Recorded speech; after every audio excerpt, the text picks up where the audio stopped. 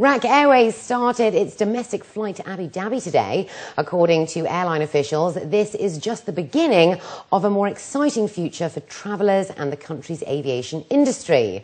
With the code share between them and Etihad Airways, along with its expected growth, they say the sky's the limit for opportunities. Khadija Salih has this report.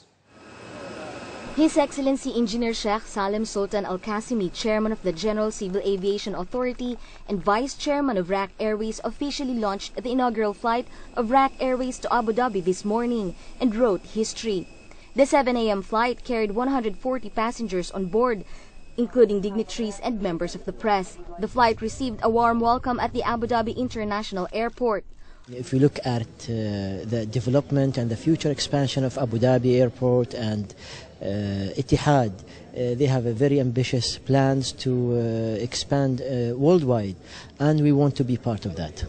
I would emphasize on the importance of the development of both Emirates and the UAE as a whole, where this will enhance the economic and tourism industries, and it will open new markets, and it will change the culture of traveling in UAE. Today people drive to other Emirates, and by providing such new services we will create a new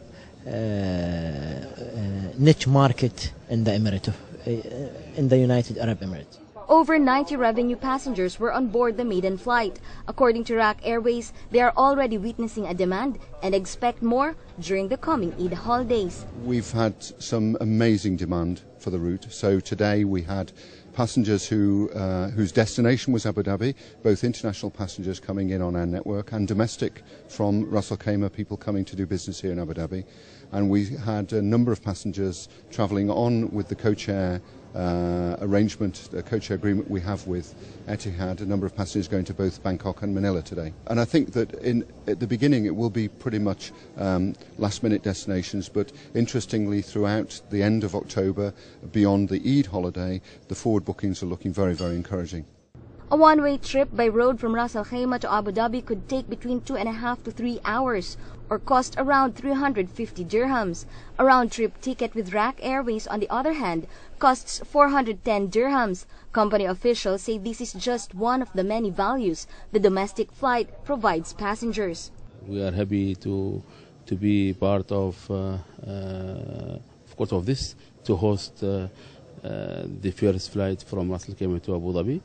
And we are also, of course, happy to hear that there is a co-sharing between Ras Al Khaimah Airways and Etihad Airways.